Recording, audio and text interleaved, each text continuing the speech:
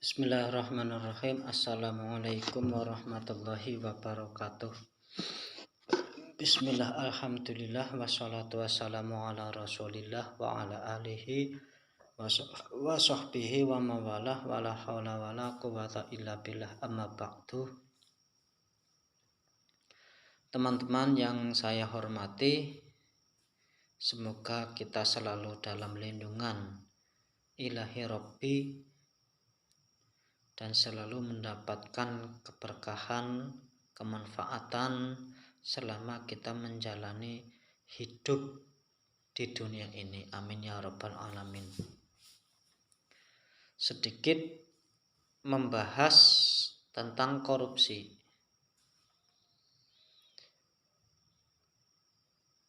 Korupsi, kenapa kok korupsi tidak pernah bisa untuk dibasmi? Atau kenapa kok korupsi itu tidak bisa dihentikan atau bahkan itu tambah lebih merajalela dari satu instansi ke instansi yang lain, dari satu masa ke masa yang lain, itu malah justru lebih merajalela, lebih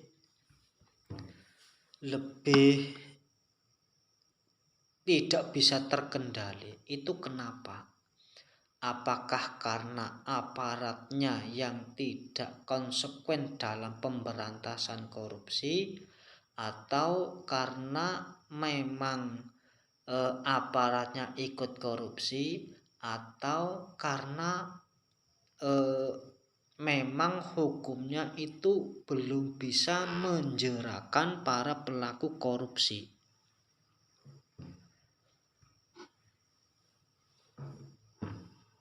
Ini pandangan dari saya. Sebaik apapun sistem, dalam hukuman, sebaik apapun sistem dalam peradilan yang di situ berhubungan dengan koruptor, tentang perundang-undangan, secanggih apapun itu tidak akan bisa untuk menyelesaikan kasus-kasus yang terjadi pada para koruptor atau orang yang akan korupsi. Itu tidak akan terjadi. Kenapa? Satu hal yang perlu kita cermati, bahwa sebenarnya sifat koruptif itu sebenarnya melekat pada seluruh manusia, entah itu yang baik, entah itu yang soleh, ataupun entah itu yang memang mempunyai gerak-gerik untuk korupsi. Semua orang itu berpotensi untuk melakukan pekerjaan korupsi, kecuali para nabi.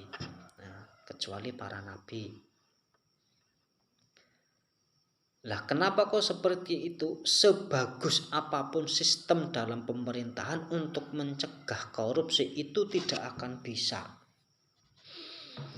Kembali ke watak, bahwa watak manusia pada umumnya itu sudah tertera di dalam surat Ali Imran yang bunyinya seperti ini.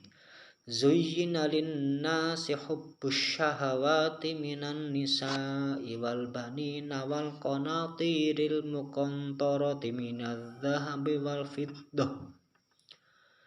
fiddati wal khailil musawwamati wal an'ami wal harth, dzalika mata'ul hayatid dunya wallahu indahu husnul ma'ab.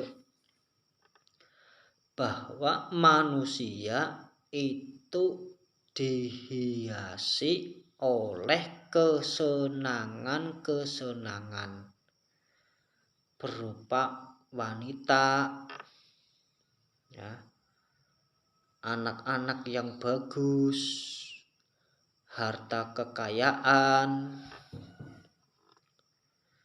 meliputi emas, perak, kendaraan yang harganya sangat mahal, dan seterusnya, entah itu peternakan, pertanian, dan semuanya. Itu manusia pada umumnya itu terjangkit untuk memiliki semua apa yang diinginkan, entah itu jalannya yang baik ataupun jalan yang tidak baik. Nah, seluruh manusia itu berpotensi untuk menumpuk-numpukan harta kekayaan, untuk menumpuk-numpukan harta untuk dijadikan sebagai euforia. Makanya ada istilah harta tahta wanita. Itu memang sesuai dengan apa yang tertera di dalam ayat ini, bahwa seorang manusia itu mempunyai watak rakus untuk memiliki semuanya. Nah, ini watak. Tinggal nanti orang tersebut itu menggunakan semua itu ataupun tidak menggunakan, atau memang ingin menggunakan tetapi tidak kesampaian untuk menggunakan karena tidak mampu untuk melakukan semua hal itu. Nah, karena watak dari manusia inilah yang di situ ingin mengumpulkan kekayaan, makanya alhaakumut takatsur hatta zurtumul maqabir, bahwa manusia nanti akan berlomba-lomba untuk menumpuk-numpuk kekayaan, sehingga sampai menumpuk-numpuk kekayaan itu tidak sampai sehingga dirinya mati, kekayaan itu belum bisa menumpuk.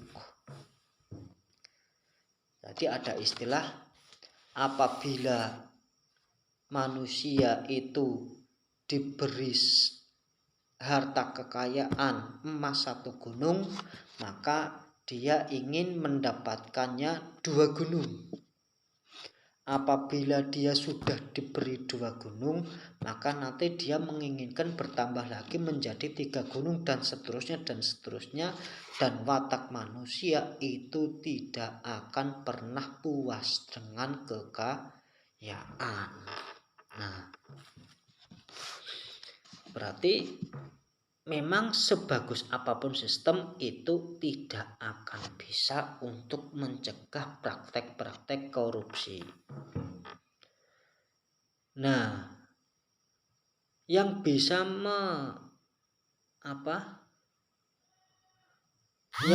mencegah praktek korupsi itu siapa, atau bagaimana cara mencegah praktek-praktek korupsi? Yang pertama adalah pribadi. Pribadinya itu memang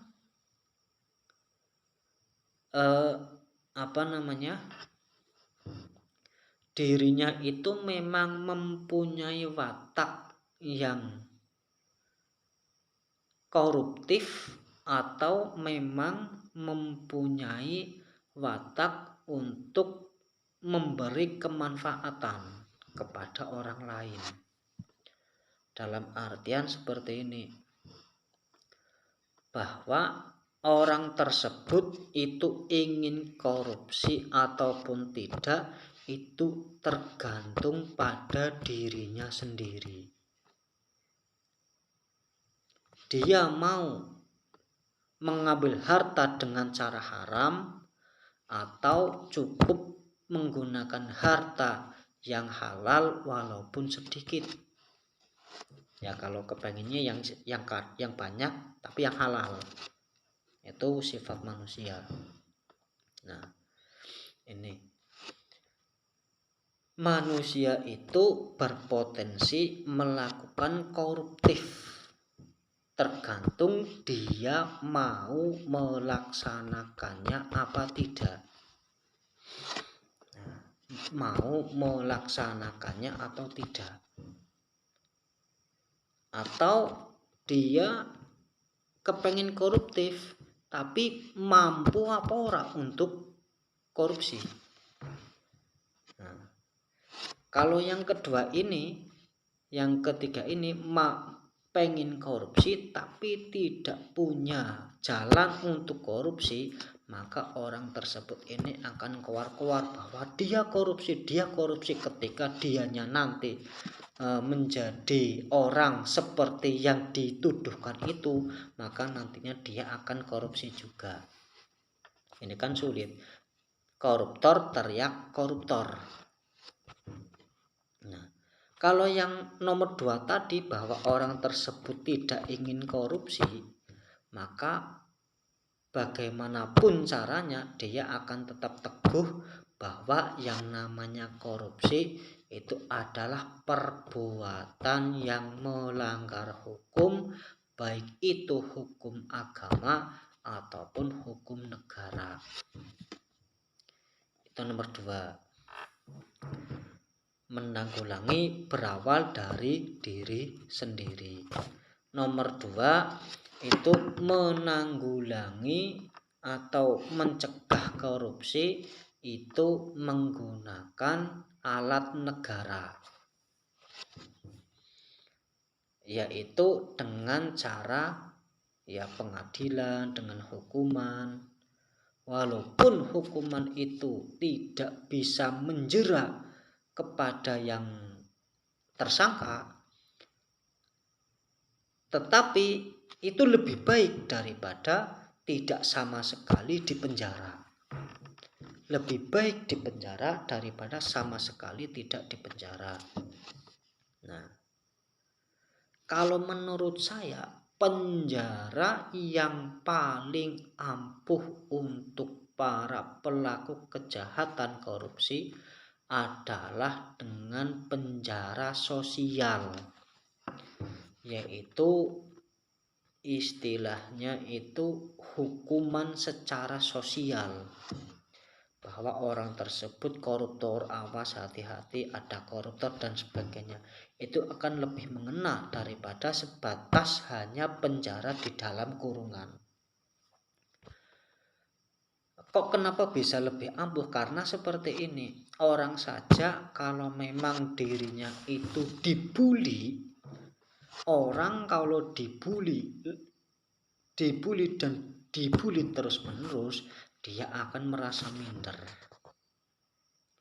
Dia akan merasa minder dan pada akhirnya dia akan melawan orang yang membuli itu. Nah, ini para koruptor itu bisa dihukum menggunakan hukum yang ini, dengan cara menggunakan hukuman sosial. Diumumkan bahwa koruptor ini dan seterusnya nanti akan membawa dampak pada malu. Teman-teman yang saya hormati, itu kenapa kok praktek-praktek korupsi itu tidak akan pernah bisa untuk dihentikan? Ya seperti itu, karena memang watak manusia itu suka dengan kekayaan, bahkan ingin berlomba-lomba untuk menumpuk-numpuk kekayaan. Tapi tadi dijelaskan bahwa wallahu indahu husnul ma'ab, sebaik-baik tempat kembali adalah Allah Subhanahu wa ta'ala. Apabila kita ingin terjaga dari praktek-praktek seperti itu, maka di situ perteballah keimanan kita. Ini juga bisa diambilkan paham kebalikannya, bahwa sejelek-jeleknya tempat kembali kepada Allah adalah orang-orang yang melakukan perbuatan seperti itu. Bahwa Allah tidak ridho ada hambanya yang selalu membuat kerugian kepada orang lain seperti korupsi dan seterusnya. Ini sangat dihindari, sebaiknya sangat dihindari bagi para koruptor. Demikian apa yang bisa saya sampaikan, kurang lebihnya mohon maaf. Wassalamualaikum warahmatullahi wabarakatuh.